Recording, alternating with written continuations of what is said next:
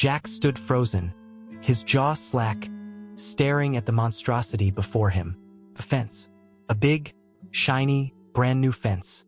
And not just any fence. This was the kind of fence that screamed, "I'm important. I'm official. And you, sir, are trespassing." It was tall enough to keep out giraffes and sturdy enough to withstand a hurricane. Right in front of his lake entrance. His lake entrance. The one he'd been using for years without a single issue. A bright red sign hung on the gate, glaring at him like an angry HOA member at a barbecue where someone dared to bring non-organic ketchup. Private property. HOA access only. Jack squinted at the sign as if it might magically change its message under scrutiny. Nope. Still there. Still obnoxious. Are you kidding me? Jack muttered to himself, his voice rising with each syllable. He wasn't the kind of guy who got worked up easily. He preferred fishing over fighting. But this was personal. This was war. Jack had lived in this neighborhood for over a decade, and while he wasn't exactly best buddies with the HOA, Homeowners Association, for those lucky enough to live outside their jurisdiction, they'd mostly left him alone. Sure, there were occasional passive-aggressive notes about his lawn looking wild, or reminders that trash bins should be hidden from view for aesthetic purposes. But this, blocking his access to the lake he loved, that was a whole new level of audacity. The lake wasn't just a body of water to Jack. It was his sanctuary.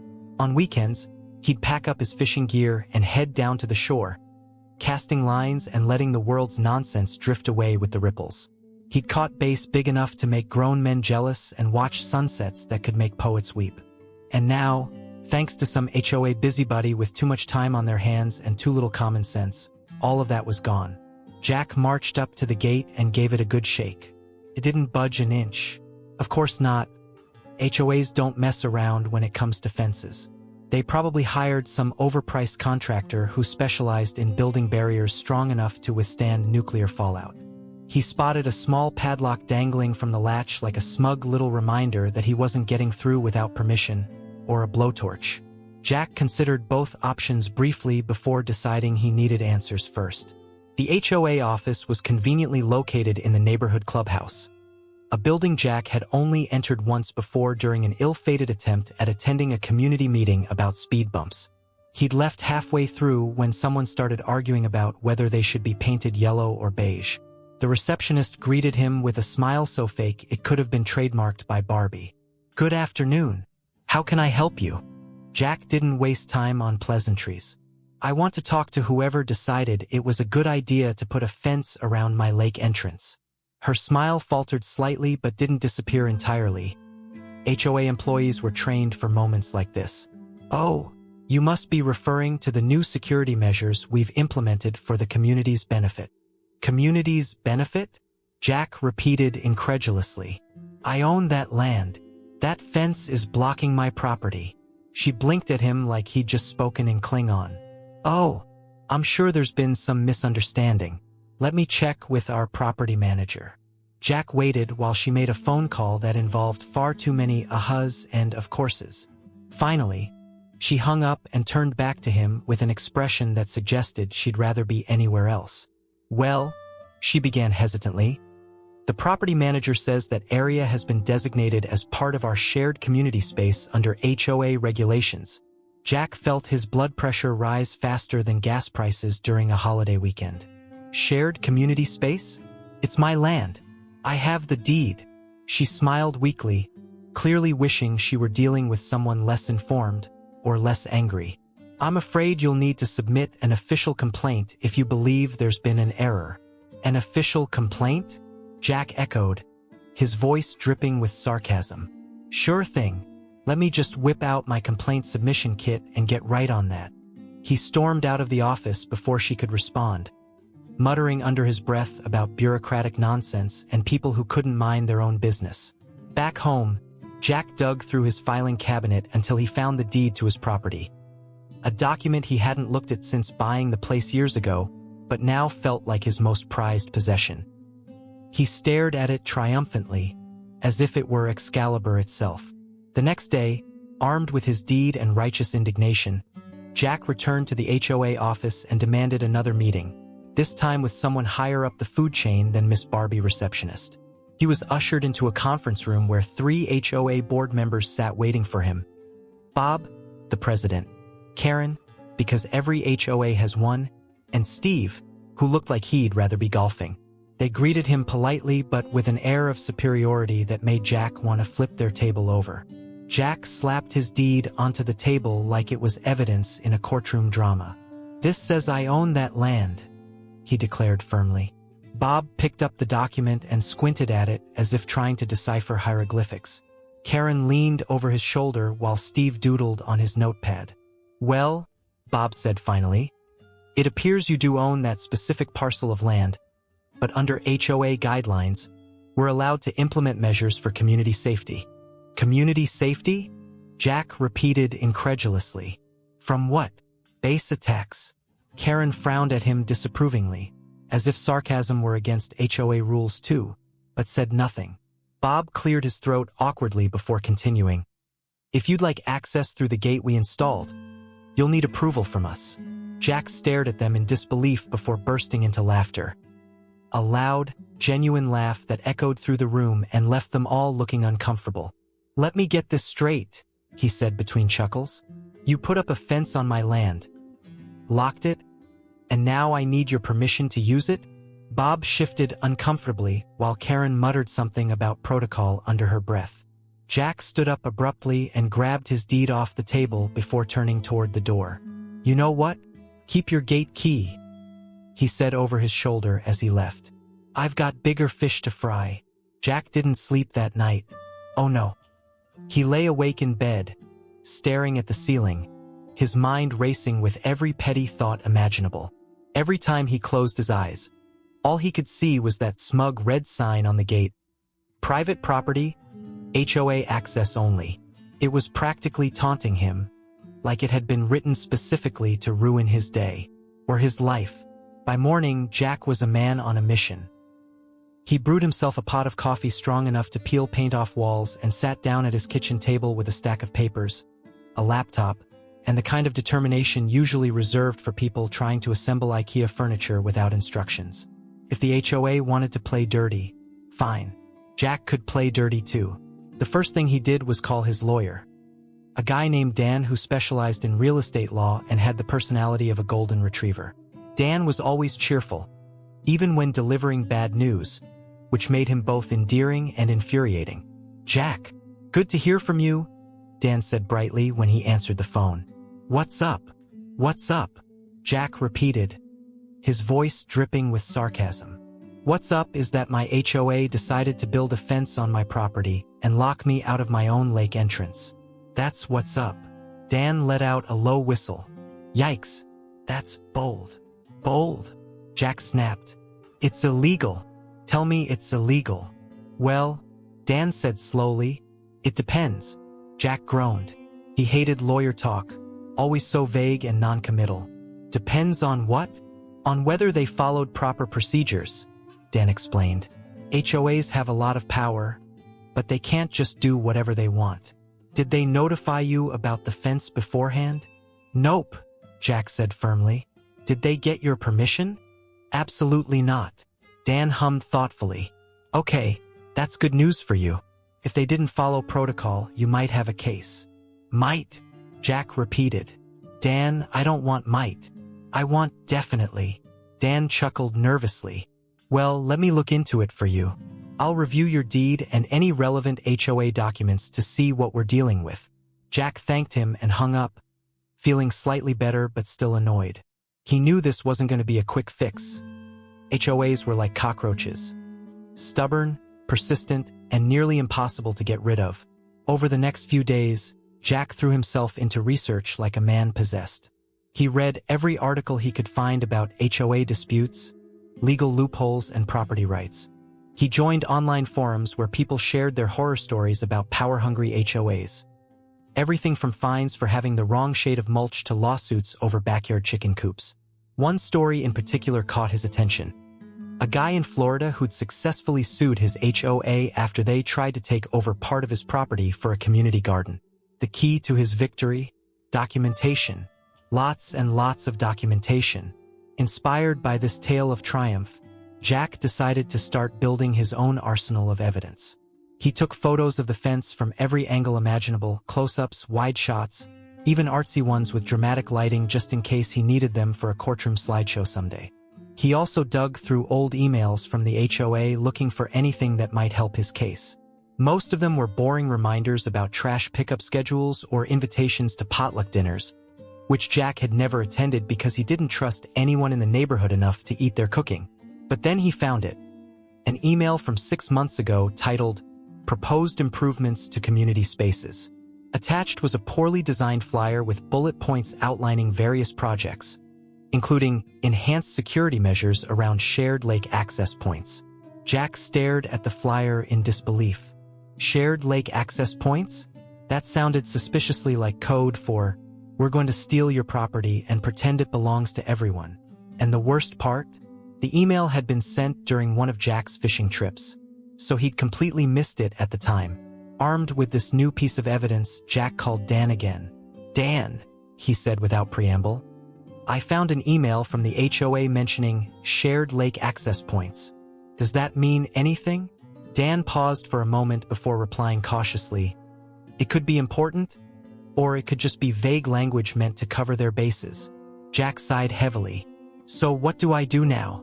"Well," Dan said thoughtfully, "you could file an official complaint with the HOA board and demand they remove the fence, or at least give you access through it." Jack snorted derisively. "Yeah, because that worked so well last time." "Or," Dan continued as if Jack hadn't spoken, "you could escalate things by filing a formal dispute with your county or state government." Jack perked up slightly at this suggestion. It sounded promising but also complicated. "How does that work?" he asked. "It depends on your local laws," Dan explained patiently, because everything always depended on something. "But generally speaking, you'd need to submit proof that the HOA overstepped their authority and violated your property rights." Jack nodded slowly as an idea began forming in his mind. A crazy idea, but one that might just work. "Okay," he said finally. "Let me think about it." After hanging up with Dan, Jack sat back in his chair and stared out the window at the cursed fence in the distance. It gleamed mockingly in the sunlight like some sort of monument to bureaucracy gone wild.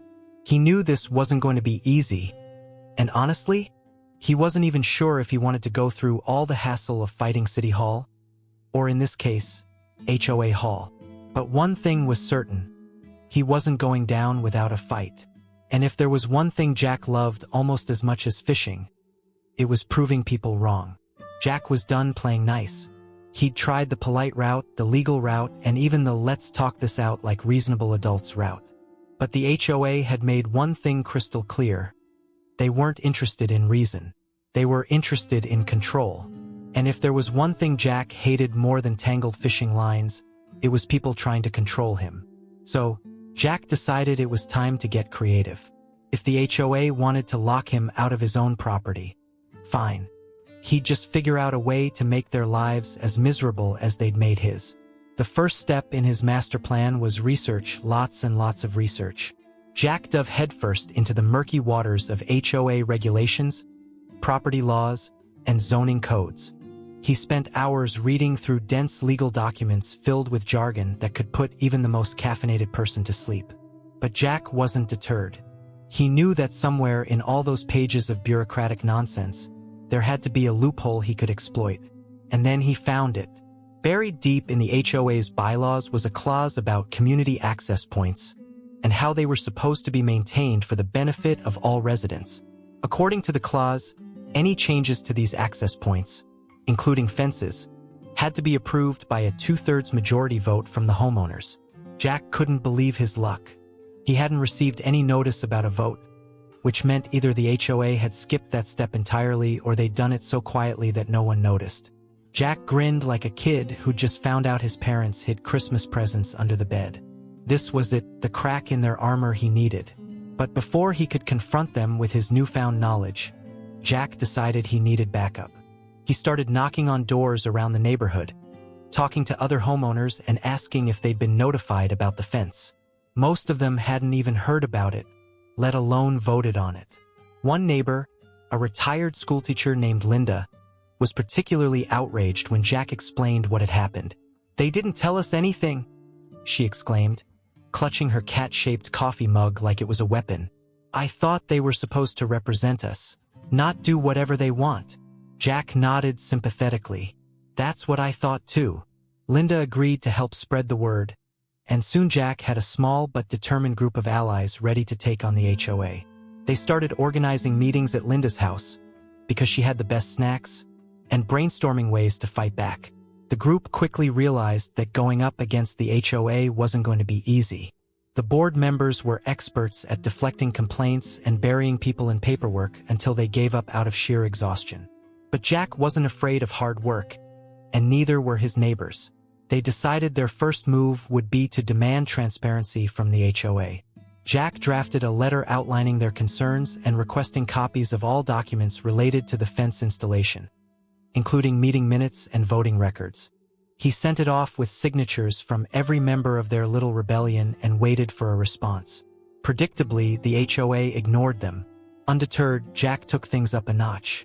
He filed an official complaint with the county zoning office, arguing that the fence violated local regulations about public access to natural resources like lakes and rivers. It was a long shot. County officials weren't exactly known for their efficiency, but Jack figured it was worth a try. While waiting for a response from the county, Jack decided to turn up the heat on the HOA in other ways. He started attending every single board meeting, something he'd avoided like jury duty before, and asking pointed questions about their decision-making process. He brought copies of their bylaws and highlighted sections that contradicted their actions, forcing them to scramble for excuses. At one particularly heated meeting, Karen, the quintessential HOA board member with an affinity for pearl necklaces and passive-aggressive comments, tried to shut him down by claiming he was being disruptive. Disruptive? Jack repeated with mock incredulity. "Karen, I'm just asking questions. Isn't that what these meetings are for?" Karen flushed red but didn't respond, clearly wishing she could eject him from the room like an unruly teenager at prom. Meanwhile, Jack's group continued growing as more neighbors heard about what was happening and decided they'd had enough of the HOA's antics too. Some joined because they were genuinely angry about the fence.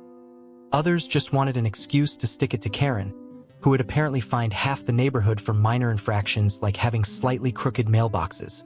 One neighbor, a tech-savvy college student named Ryan, even offered to create a website where residents could share their grievances anonymously and organize protests against unfair HOA policies. The website quickly became popular, with people posting everything from complaints about arbitrary fines to hilarious memes mocking Karen's obsession with beige paint colors. Beige is life. It wasn't long before word spread beyond their neighborhood, drawing attention from local media outlets curious about this grassroots rebellion against an overbearing HOA. When reporters started showing up at board meetings with cameras rolling, Karen looked like she might faint on the spot, but Jack couldn't have been happier. Finally, someone was holding them accountable. As momentum built behind their cause, Jack received some unexpected good news. His complaint with the county zoning office had been reviewed and approved. The officials agreed that blocking access to natural resources without proper authorization violated local regulations and ordered the HOA to remove or modify their fence immediately. Jack celebrated by hosting a barbecue at Linda's house. Because again, best snacks. The mood was jubilant as neighbors toasted their victory over burgers and beer, while Ryan played victory music on his portable speaker. Eye of the Tiger, naturally. But even as they celebrated this hard-won battle against bureaucracy gone wild, Jack couldn't shake one lingering thought. What if there was still more he could do? After all, revenge is best served cold, and preferably with extra barbecue sauce. Jack's barbecue victory party was the stuff of legends. Neighbors who had never spoken before were swapping HOA horror stories over plates of ribs. Ryan was DJing with a playlist titled Karen's Worst Nightmare. And Linda had baked a cake shaped like the infamous fence, complete with little fondant padlocks. It was a celebration of justice, community, and sticking it to the man, or in this case, Karen. But as Jack sat in a lawn chair, sipping his beer and basking in the glow of triumph, he couldn't help but feel like something was missing. Sure, The county had ordered the HOA to remove the fence, and his neighbors were finally united against their tyrannical overlords. But Jack wasn't just looking for justice, he wanted revenge. Sweet, satisfying revenge. The kind that would make Karen clutch her pearls so hard they'd pop off. That's when the idea hit him. It wasn't just an idea, it was the idea. The kind of idea that made you sit up straighter and grin like a cartoon villain. If the HOA wanted to play games with property rights, Jack would play too. And he'd play to win. The next morning, Jack got to work.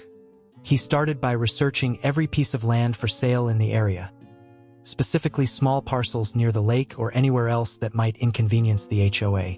He scoured real estate websites, called local agents, and even drove around looking for sale signs. It didn't take long for him to find exactly what he was looking for. A tiny strip of land right next to the infamous fence, the very spot where the HOA had installed their shiny new gate. It was perfect. The property was small enough to be affordable but strategically located enough to make Jack's plan work. And best of all, it came with full ownership rights, meaning Jack could do whatever he wanted with it, including controlling access to the gate. Jack wasted no time making an offer. The seller, a retired farmer who seemed more interested in talking about his prize-winning tomatoes than negotiating, was happy to accept. Within weeks, Jack was the proud owner of what he affectionately dubbed revenge land. The first thing Jack did after closing the deal was march down to the HOA office with his deed in hand. He didn't bother calling ahead. He wanted this confrontation to be as dramatic as possible. When he arrived, Karen was sitting at her desk, typing furiously on her laptop like she was drafting a new set of rules about acceptable lawn gnome sizes. She looked up as Jack walked in and immediately frowned. "Mr. Thompson," she said coolly, "what can I do for you?" Jack grinned and slapped his deed onto her desk like it was a winning lottery ticket. "You can start by explaining why your precious gate is now sitting on my property." Karen blinked at him, clearly caught off guard. "Excuse me?" "You heard me," Jack said cheerfully. "I just bought the land next to your fence, the land with your gate on it." Karen stared at him like he'd just announced he was running for president on a platform of outlawing beige paint. "That's impossible," she said finally. "Is it?" Jack replied, leaning forward with mock innocence. "Because I've got paperwork that says otherwise." Karen snatched up the deed and scanned it quickly, her face growing redder with each passing second. Finally, she set it down and glared at Jack. "This doesn't change anything," she said stiffly. "That gate is part of our security measures for the community." "Not anymore," Jack said smugly. "You see, Karen, I own the land now, and that means I own the gate too." Karen opened her mouth to argue but seemed to think better of it. Instead, she stood up abruptly and stormed out of the room, muttering something about consulting legal counsel. Jack left the office feeling like he'd just hit a home run in Game 7 of the World Series. But he wasn't done yet. Not by a long shot. Over the next few weeks, Jack turned his new property into a monument to petty revenge. He installed a massive sign right next to the gate that read, "Private property, access by owner only." Beneath it, in smaller letters, "Owner, Jack Thompson." He even added a hotline number for anyone who wanted permission to use the gate, a number that went straight to his voicemail. Neighbors started calling him Gatekeeper Jack, and some even stopped by just to admire his handiwork. Ryan suggested creating t-shirts with Jack's face on them and the slogan "Access Denied." But Jack thought that might be overkill. Meanwhile, Karen and the rest of the HOA board were scrambling to figure out what to do. They couldn't move the gate without violating zoning laws, thanks to some strategic complaints filed by Jack. And they couldn't use it without his permission, which he refused to give unless they agreed to remove all fences around lake access points permanently. At one particularly tense board meeting, Karen tried to convince Jack to sell them back access rights for an absurdly low price. "Mr. Thompson," she said through gritted teeth, "surely you understand that this gate is essential for community safety." Jack leaned back in his chair and smiled lazily. "Oh, I understand perfectly," he said. "But here's the thing, I don't care." Karen looked like she might explode on the spot. Eventually, faced with mounting pressure from angry residents who were tired of being locked out of their own lake, Karen caved. The board voted unanimously to remove all fences around lake access points and restore open access for everyone, including Jack. When the last section of fencing came down, neighbors gathered at Linda's house for another celebration, this time featuring cupcakes shaped like gates, because Linda never missed an opportunity for themed desserts. Ryan played "We Are the Champions" on repeat while Jack gave an impromptu speech thanking everyone for their support and reminding them never to underestimate the power of petty revenge. As he stood by the lake later that evening, watching kids splash in the water and families set up picnic blankets on its shores, Jack felt a deep sense of satisfaction. Not just because he'd won, but because he'd proven that sometimes standing up against bureaucracy isn't just about fighting back. It's about showing them who really holds the keys. Literally, Jack thought the saga was over. The fences were gone, the lake was free, and Karen had been thoroughly defeated. He could finally go back to his peaceful weekends of fishing, right? Wrong. Because Karen, as it turned out, wasn't just your average HOA tyrant. She was the kind of person who didn't know how to lose gracefully. And Jack was the kind of person who didn't know how to let things go.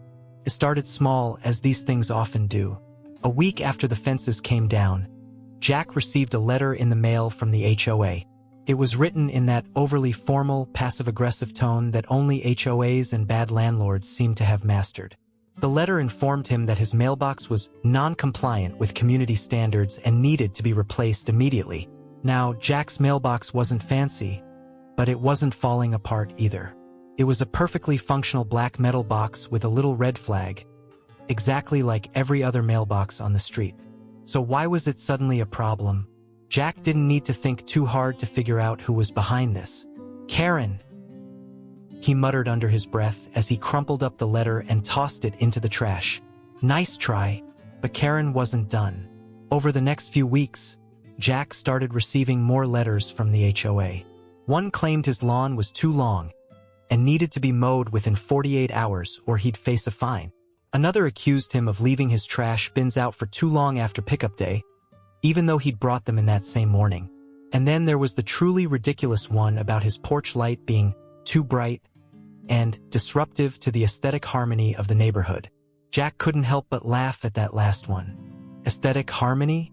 This was a neighborhood where half the houses had inflatable holiday decorations in their yards year-round. If anything was disrupting the aesthetic harmony, it was the giant Santa Claus still waving from someone's front lawn in July. It was clear what Karen was doing. She couldn't beat Jack on the big issues, so she was trying to wear him down with petty nonsense. But if Karen thought she could out-petty Jack, she had another thing coming. Jack decided it was time to fight fire with fire, or, in this case, bureaucracy with bureaucracy. He started by meticulously documenting every interaction he had with the HOA. Every letter they sent him, photocopied and filed away. Every phone call, recorded, thanks to an app Ryan recommended. He even took photos of his lawn, his mailbox, and his porch light from multiple angles, just in case he needed evidence later. But Jack didn't stop there. Oh no. He decided to turn the tables on Karen by using her own tactics against her. The first thing he did was read through the HOA's bylaws again, this time looking for any obscure rules that Karen herself might be violating. It didn't take long for him to find one. According to Section 4, Subsection B of the bylaws, all exterior paint colors had to be approved by the HOA board before being applied. And guess whose beige house hadn't been repainted since before she joined the board? That's right, Karen's. Jack submitted an anonymous complaint about Karen's house color being unapproved and waited for the fallout. Sure enough, 2 weeks later, Karen received a letter from her own HOA demanding that she submit a color approval request or face fines. But Jack didn't stop there. He started attending every board meeting again, not just as an observer this time, but as an active participant. He'd sit in the front row with a notepad and pen, asking pointed questions about everything from budget allocations to landscaping contracts. So, he said at one meeting while flipping through a copy of their financial report, "I noticed we spent $3,000 on new signage last quarter. Can you explain why that was necessary?" Karen squirmed in her seat as she tried to come up with an answer that didn't make her sound incompetent or corrupt. "Well," she stammered, "the old signs were outdated." "Outdated how?" Jack pressed. "They still said "Welcome to Pinewood Estates," didn't they? Karen glared at him but didn't respond. Jack also started submitting absurdly specific requests for rule clarifications just to see how much time he could waste for Karen and her fellow board members. "Can you clarify?" he wrote in one email, "whether inflatable decorations are considered temporary structures under Section 7 of the bylaws? And if so, does that mean they require prior approval before being displayed?" Another email asked whether residents were allowed to plant non-native species in their gardens, or if doing so violated community environmental guidelines.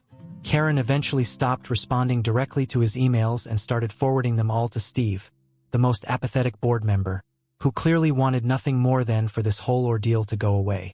But Jack wasn't done yet. His piece de resistance came when he decided to run for a seat on the HOA board himself.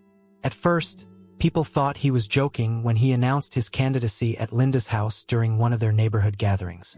"Why not?" Jack said with a shrug when someone asked if he was serious. "If you can't beat 'em, infiltrate 'em." Linda thought it was brilliant, and so did most of their neighbors. By now, everyone knew about Jack's ongoing feud with Karen and saw him as something of a folk hero, a modern-day Robin Hood fighting against HOA tyranny. When Election Day rolled around, Jack won by a landslide. Not because anyone actually cared about HOA politics, but because they all wanted to see Karen squirm. And squirm she did.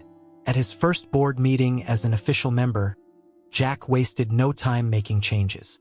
He proposed new rules limiting how often fines could be issued and requiring full transparency about where HOA funds were being spent, all under the guise of making things fairer for everyone, but really just to annoy Karen.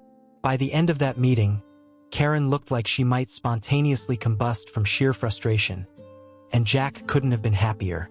For once in his life, dealing with an HOA didn't feel like a chore. It felt like victory after victory served up on a silver platter labeled petty revenge, and honestly, tasted pretty damn sweet. Jack had officially become the most unlikely hero of Pinewood Estates. He was now, by some twist of fate and a healthy dose of spite, a member of the HOA board. The man who once considered attending an HOA meeting to be the social equivalent of getting a root canal was now sitting at the table with a nameplate that read Jack Thompson, board member. And boy, did he intend to make the most of it. Karen, on the other hand, looked like she was living in a perpetual state of indigestion. Every time Jack spoke during a meeting, her lips pursed so tightly they practically disappeared. It was like watching someone try to swallow an entire lemon. Painful for her, hilarious for everyone else. Jack wasted no time shaking things up. His first order of business? Transparency.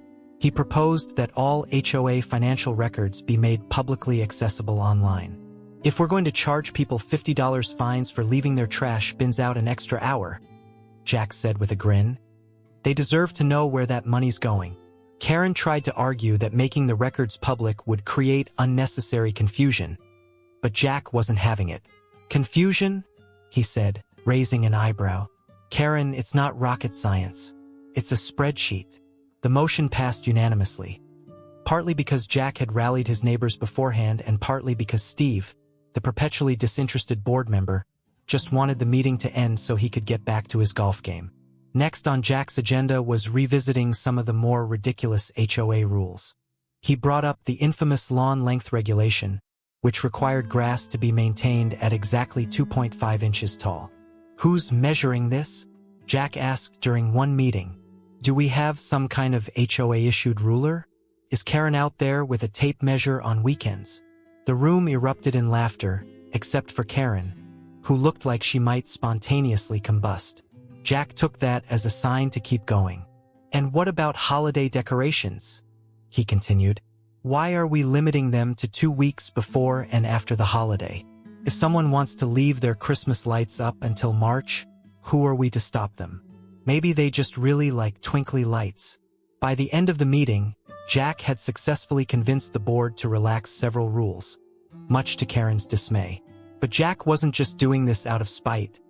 Okay, maybe mostly out of spite. He genuinely believed that HOAs should serve their communities, not micromanage them into oblivion. Of course, Karen wasn't going down without a fight. She started showing up at meetings armed with binders full of notes and printouts. Everything from old bylaws to articles about the importance of strict HOA enforcement. But no matter how hard she tried to regain control, Jack always seemed one step ahead. One day, Karen tried to ambush him with a surprise motion to reinstate the fence around the lake entrance. She claimed it was necessary for community safety, and even brought in a PowerPoint presentation featuring stock photos of ominous-looking strangers lurking near bodies of water.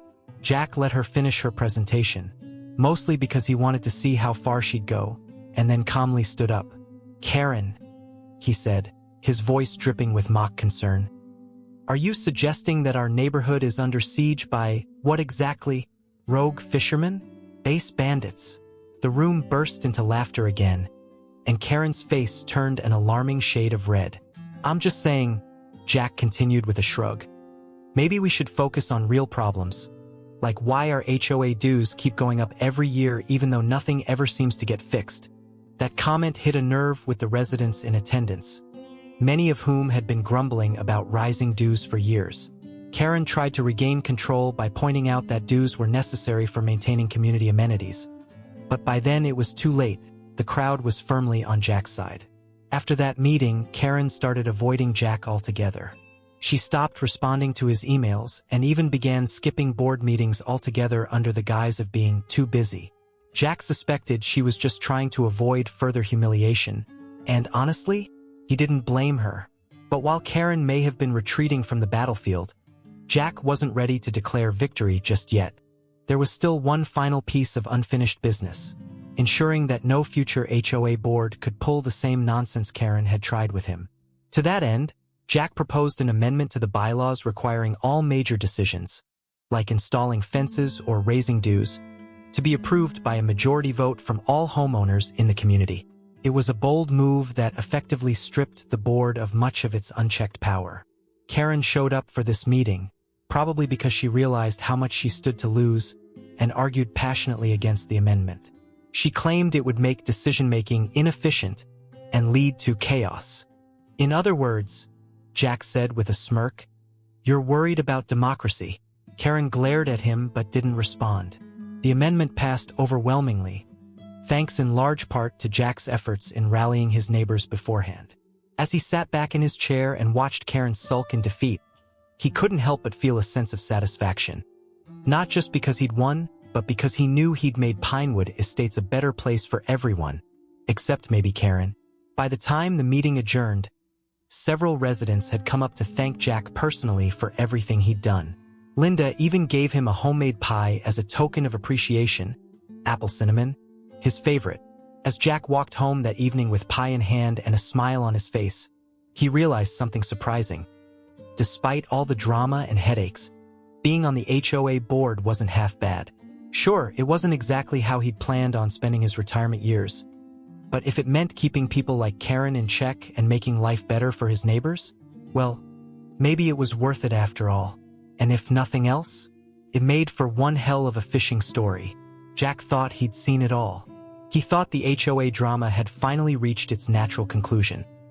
Karen was defeated, the fences were gone, and the bylaws had been rewritten to prevent future HOA tyranny. Life in Pinewood Estates was, for once, peaceful. But as anyone who's ever dealt with an HOA knows, peace is just the calm before the next ridiculous storm. It started with a rumor. Linda, ever the neighborhood grapevine, called Jack one morning while he was enjoying his coffee and crossword puzzle. "Jack," she said in a hushed tone, as if she were sharing state secrets, "did you hear about Karen?" Jack sighed and set down his mug. "What now? Did she file a complaint about the birds chirping too loudly?" "No," Linda said dramatically. "She's moving." Jack blinked. "Moving? Like, out of Pinewood Estates?" "Yes," Linda said, her excitement practically crackling through the phone line. "Apparently, she's selling her house and leaving the neighborhood." Jack leaned back in his chair, a slow grin spreading across his face. Well, I'll be damned. Karen moving out felt like the final chapter of a long, exhausting book. One that Jack had been forced to read against his will. But as satisfying as it was to imagine Pinewood Estates without Karen's constant meddling, Jack couldn't help but feel like something was missing. After everything she'd put him through, after all the petty fines and passive-aggressive letters, was this really how it ended? With Karen quietly packing up her beige curtains and leaving without so much as a goodbye? No, Jack wasn't going to let her off that easy, so he hatched a plan. A farewell gift, if you will. Something to remind Karen of her time in Pinewood Estates and ensure she never forgot the neighbors who adored her so much. The first step was gathering supplies. Jack enlisted Ryan's help because, well, Ryan had a knack for turning petty ideas into full-blown productions.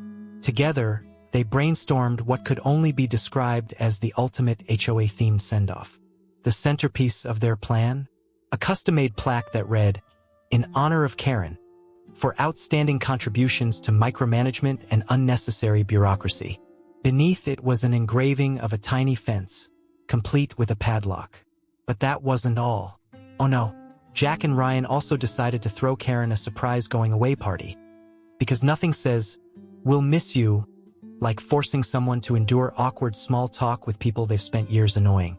The invitations went out under the guise of a community appreciation event, and almost everyone in the neighborhood RSVP'd immediately. Even Steve agreed to come, though he made it clear he'd be leaving early for his golf game. On the day of the party, Linda offered up her backyard as the venue, mostly because she wanted an excuse to bake more themed desserts. There were cupcakes decorated with tiny HOA violation notices, cookies shaped like lawnmowers, and even a cake that looked suspiciously like Karen's beige house. When Karen arrived, clearly unaware of what she was walking into, she was greeted with a round of applause and cheers from neighbors who were either genuinely excited or just really good at faking it. "Karen," Jack said loudly, stepping forward with his arms outstretched. "We couldn't let you leave without saying goodbye." Karen looked around warily, clearly trying to figure out if this was some kind of elaborate trap. Thank you," she said hesitantly. Jack grinned and gestured toward the plaque sitting on a table draped in Pinewood Estates' finest polyester tablecloth. "We got you a little something to remember us by." Karen approached the table cautiously, as if expecting the plaque to explode on contact. When she read the inscription, her expression shifted from confusion to outrage faster than you could say HOA violation. "This is," she began, her voice trembling with indignation. "Beautiful," Jack offered helpfully. Karen glared at him but didn't respond. The rest of the party went about as well as you'd expect for an event where half the attendees were there out of spite. Karen spent most of her time standing awkwardly near the snack table while neighbors took turns sharing thinly veiled, fond memories of her tenure on the HOA board.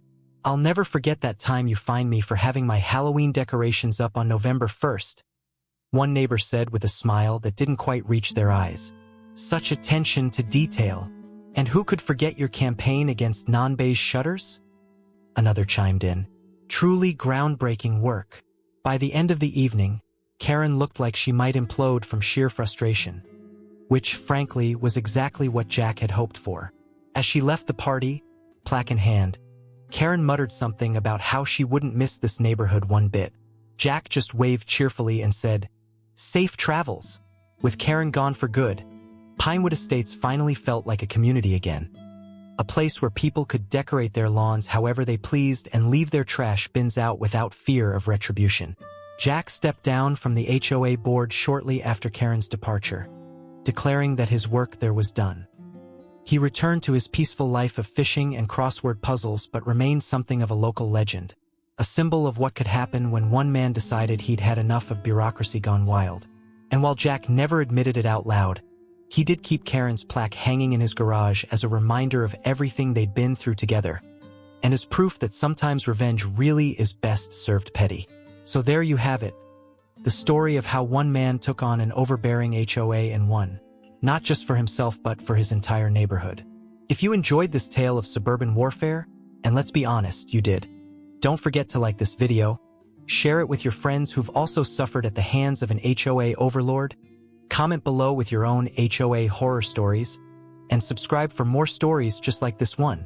Thanks for watching or listening, and remember, always read your HOA bylaws carefully, because you never know when you might need them for revenge.